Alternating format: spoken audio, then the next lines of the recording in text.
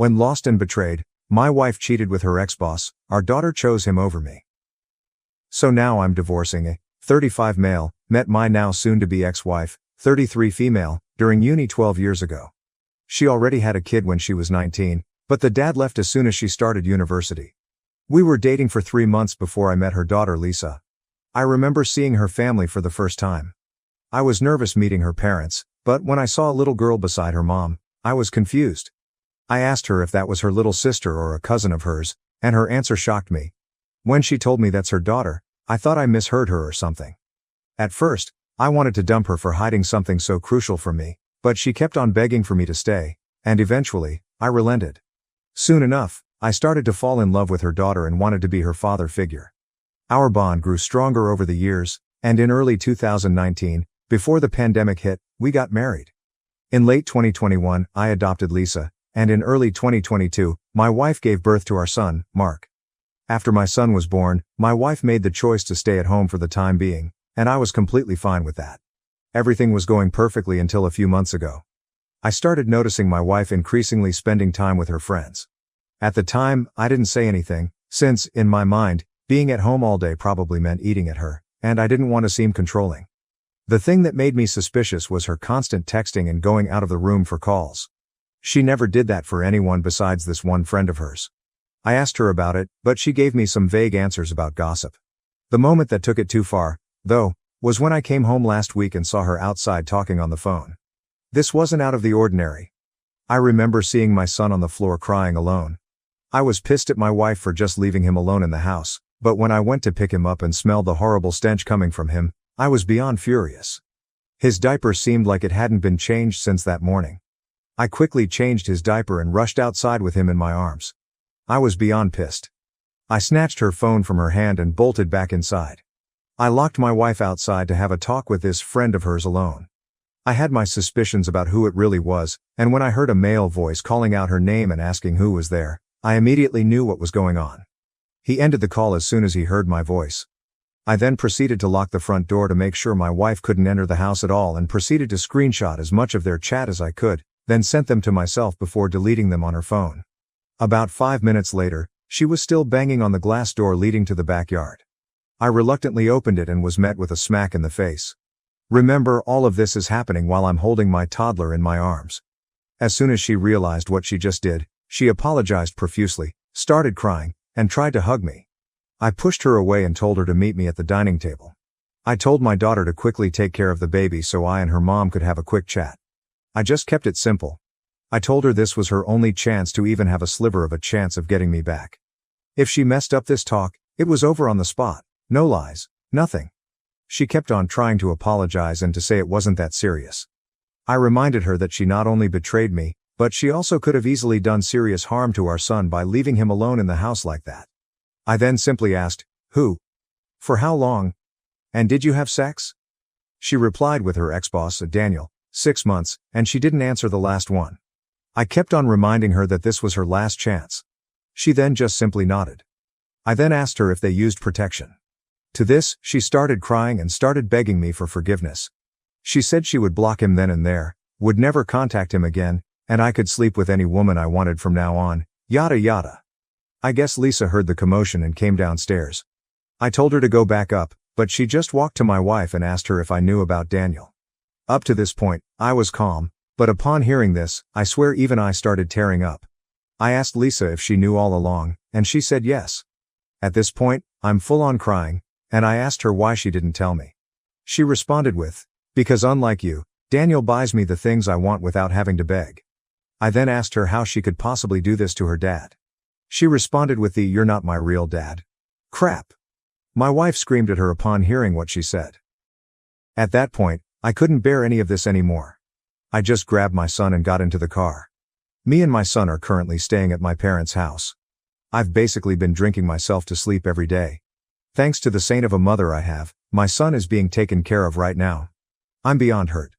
I've canceled my ex-daughter-in-law's tuition, all her extracurricular activities, and I've contacted a divorce lawyer. He's going to serve my wife this Friday. My wife and Lisa have been blowing up my phone non-stop with apologies. I simply responded with, "Get a lawyer, and tell that ungrateful thing of yours to start calling Daniel her dad."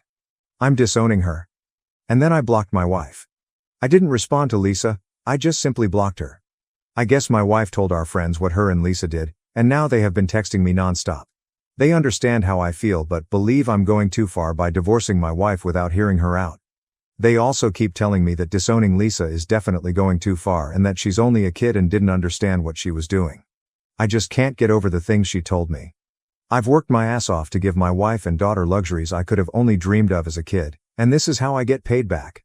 Lisa, 13 years old, is old enough to understand that hiding her mom's affair is bad and definitely purposely used those words to hurt me.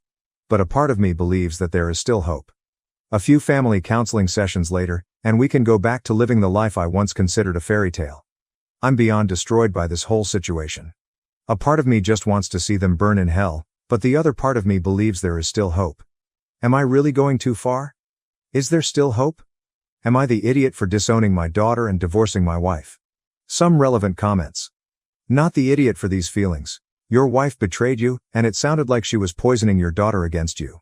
How else would she know details and the name of the man her mother was cheating with? Add the neglect to your son. You have every right to a divorce.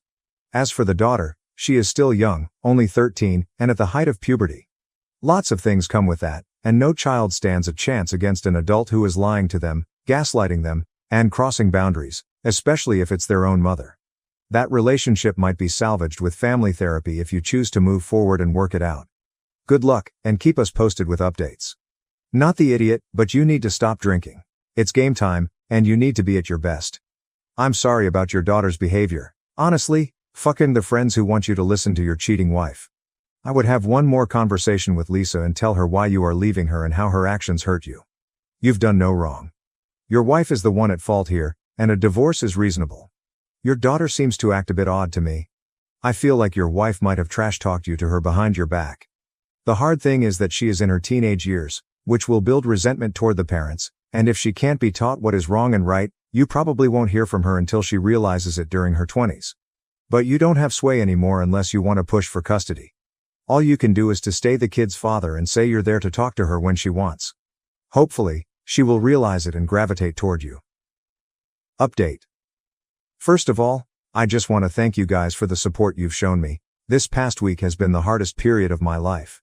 Seeing the love you shared with the woman you considered your partner for life just vanished, hit me worse than anything else. To those who have privately messaged me, thank you, and please be patient with me. I have over 100 unread messages to date and will need a bit of time to respond to all of them. I just want to update you on the things that have happened since I posted. First of all, I'm happy to report that I've quit the alcohol. It was tough, but seeing how my life was basically falling apart due to my constant drinking really was a wake-up call for me. As someone kindly suggested, I asked my mom to throw out all the alcohol in her house. The first couple of days were tough, with me being more depressed than ever, but I'm doing much better now. As for my wife, I've had a brief conversation with her, and I have halted all divorce proceedings for the time being. There is still a lot to navigate and a ton of logistics involved, and my decision for divorce seemed a bit in the heat of the moment. I'm not saying that I'm going back to her, I'm just saying I need to reevaluate everything again. What she did was beyond hurtful and irresponsible. If I were to get back with her, she has to do a lot to make up for this mess. I have removed half of the money in our joint account and have stopped paying the lease on my wife's car. I asked her the following questions. Has she been in contact with Daniel since our falling out? She said she has completely cut off contact with her ex-boss and is willing to do anything to make our marriage work. Why did she go to him and meet him in the first place? She said she honestly doesn't know. She met him at a get-together her old company held, and, in her words, they just clicked. They started hanging out as friends, and soon things grew out of hand. She started bringing him over to the house when I was at work. Did she have feelings for him while they worked together? She said she found him cute but left it at that. They never did anything or said anything outside of work. I then started asking her questions about our daughter Lisa. Some of you guys rightly pointed out that she probably poisoned Lisa against me. Why did she bring Daniel around our daughter? Lisa once caught them making out on the couch, and when she threatened them to tell me, they quickly shut her up with gifts and a new phone, etc. Soon enough, Lisa actually started to like having Daniel around because of the gifts, etc. Did she badmouth me to Lisa? To this, she just went silent and started crying. I then pressed a bit more, and she finally blurted out that she started telling Lisa that Daniel was her biological dad. After this, I myself started crying and just hung up. I did see a change in my daughter around the same time, but I just chalked it up to her being a teenager. Hearing this just broke my heart even more. I also want to thank you guys for telling me that it wasn't right to put all the blame on my 13-year-old daughter. I wasn't thinking straight at the time, and when I started sobering up, I did sort of realize the mistake I made. I have unblocked my daughter and have been texting with her since yesterday. She has apologized to me, and it seems like my wife, in desperation to get me back, has confessed the truth to my daughter. My daughter told me that she has stopped talking with her mother since she confessed. I apologized to her for the comments I made about disowning her, and we have planned to meet up tomorrow at the local park. I again just want to sincerely thank you guys for the support and the advice. Honestly, I couldn't have navigated this mess alone. While being intoxicated, only God knows what would have happened if I didn't reach out. I also want to apologize for the drunken rant I went on in the comments. I'm beyond embarrassed at the things I said. Again, thank you all for the support, and I wish you all a wonderful weekend. Edit. I forgot to mention the DNA testing on my son. I do definitely acknowledge it being a possibility, but I am neither mentally in a place to be able to cope with the stress of something like that nor ready to face the reality that I might look at him differently if the test turns out negative. I'll do it eventually, but not now. During this mess in the comments, many people said divorce is the correct option.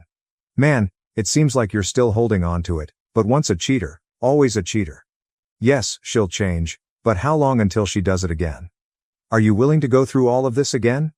I know that, and I'm not planning on getting back together with her. This woman brought her AP into your house. She doesn't respect you, and she hasn't for a long time.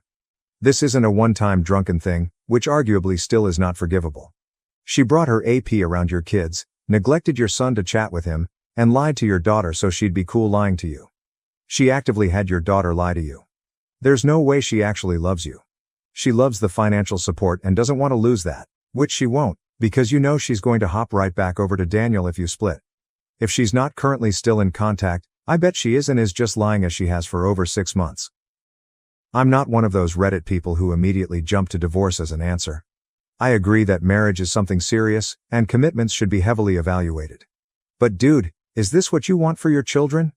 Do you want them to think it's normal to stay with someone who doesn't respect them, lies to them, and can't be trusted? You're setting the example right now. You deserve better, and so do your kids. She's a serial liar and cheater. It's just a matter of time until she's effing another man in your bed again, or couch, or wherever. Story 2.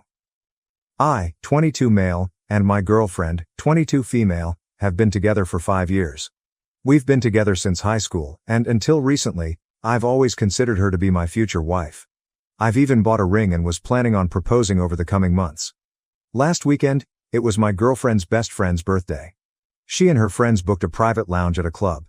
Obviously, I didn't go since, 1, I wasn't invited, and 2, I hate clubbing or anything associated with that.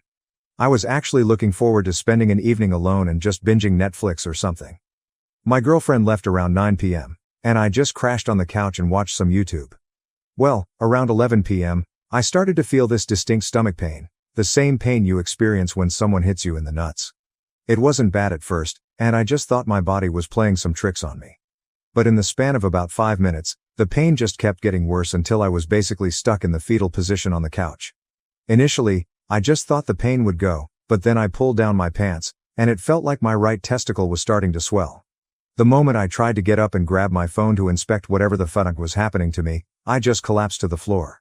That was probably the worst pain I've ever felt in my life. Imagine being pelted in the nuts over and over again. I did manage to crawl to the table next to the couch to get my phone. I immediately tried calling my girlfriend, but she declined my call. I then texted her that something was wrong and she needed to come home immediately. The club she went to is like a 5-minute walk from our apartment. I just put the phone down and started throwing up because of the pain. After throwing up for like a minute, it felt like the pain started to cool down a bit, and I grabbed my phone again. That's when I saw her response. She just replied with, "What is it?" I tried calling her again, but as expected, she declined again. I then texted her that I needed to go to the hospital now. She then asked, "For what?" And I just replied, "My balls hurt." I then dialed emergency services. I explained my situation to the emergency responder, and she asked if there was somebody that could drive me to the hospital. Stupidly, I said yes. I thought my girlfriend would be home soon and that she would drive me to the hospital. I felt embarrassed to call an ambulance because my balls hurt. After I told the emergency responder this, she told me that she would call me again in 10 minutes to make sure I was being driven to the hospital. I then put down the phone and went back to vomiting on our carpet. Again, after the pain went away for a bit, I checked my phone and saw that my girlfriend just responded with laughing emojis. I again tried to call her, but as expected, she declined. She texted me, "This isn't the time to play games." She then told me that if I texted or called her again, she would block my number. I again tried calling her, but she declined. When I tried calling her a second time, I realized she actually blocked me. I went back to curling on the floor, and now I started shivering. At this point, I didn't care about being embarrassed and just called emergency services again and asked for an ambulance. It felt like an eternity, but the ambulance eventually came and rushed me to the hospital. I don't remember much of the surgery since I was sedated, but I remember waking up eventually and my right testicle being stitched together. The doctor informed me that I had a testicular torsion and was extremely lucky to reach the hospital in time. I could have easily been forced to surgically remove my testicle. I checked my phone and saw the missed calls and messages my girlfriend left me. In summary, she came home from clubbing and smelled the vomit in our apartment. When she saw the vomit on our carpet, she got mad and tried searching the apartment to find me. When she realized I wasn't there, only then did it hit her that I was actually being serious.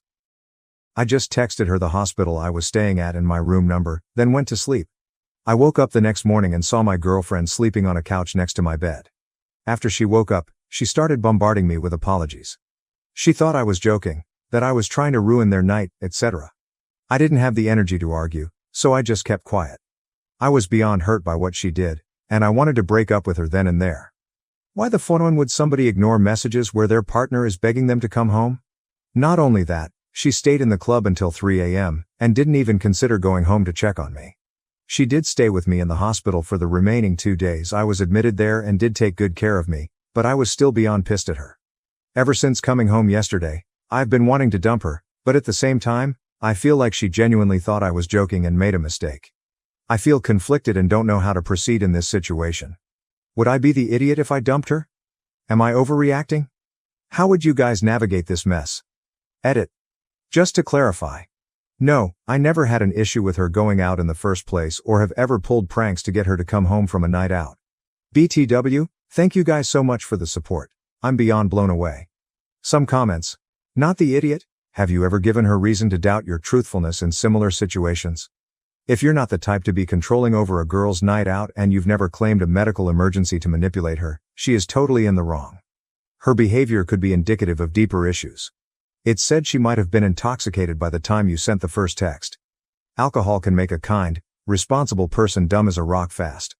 It is likely that her friends were drunk too and encouraging her to ignore you and party on. You need to have a serious conversation with her about what's happened. Consider how she's treated you in the past when you've been ill and her overall behavior. A good person can make a bad mistake. If she is truly sorry and will learn from this, you may want to forgive her. If she blames you or minimizes her part in it, move on. Info. Why would she think you were trying to ruin her night out? Were you upset about her going out that night? Do you have a history of trying to spoil her plans? I mean, she knows I'm not a fan of clubs in general, but no, neither was I upset at her for going, nor do I have a history of spoiling her plans. Dude, break up with her. Find yourself a girl that actually cares about you. Even if it was a prank, she could have come home and then kick your sass and go back. It's 5 minutes away. This isn't someone you can depend on. I mean, that's the main issue for me as well. If I wasn't in that much pain, I know I could have phrased it differently, but she could have literally walked a few minutes to check up on me. Update. First of all, I would like to clear up some misconceptions brewing in the comments section of my last post. No, I have never pulled any malicious pranks on my girlfriend to get her to come home early from a night out or anything. Neither do I have an issue with her going out, as long as she doesn't come home at like 6 a.m. No, I've never blown up her phone like that while she was out with friends. We usually go out together since we share the same friend groups. Here are mine and her messages from WhatsApp, in order, since people thought I just texted her my balls hurt, or something. Here are mine and her messages from WhatsApp, in order. Me. After she declined my first 2 calls. Her name, please come home, something is wrong. Her. Can't talk right now, what is it? Me. Tried calling her again. I need to go to the hospital. Her. For what? Me. Tried calling her twice again.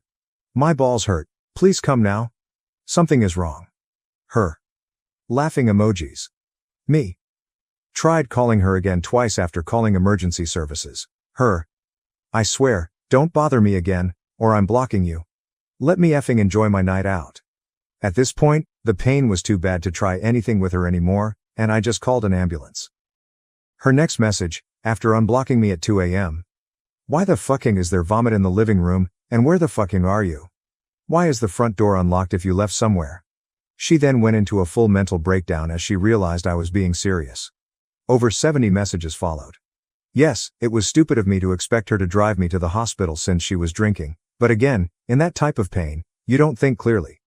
I think I needed her more for moral support, and I did it out of pure instinct. Not immediately calling an ambulance was also stupid of me. I was in a lot of pain but stupidly, at the time, thought that whatever I was going through would eventually calm down and driving to the hospital would be better than calling an ambulance. Also, in hindsight, being embarrassed about calling an ambulance over my balls was definitely also really stupid. The amount of mental gymnastics some of you did in my comments to paint me as some sort of dweeb or emotionally needy person for bothering my girlfriend was truly mind-blowing to me. I promise you, if my girlfriend was in my position and I ignored her, none of you would be defending me. For the update, thank you for all those who wished me a speedy recovery. I'm doing much better now.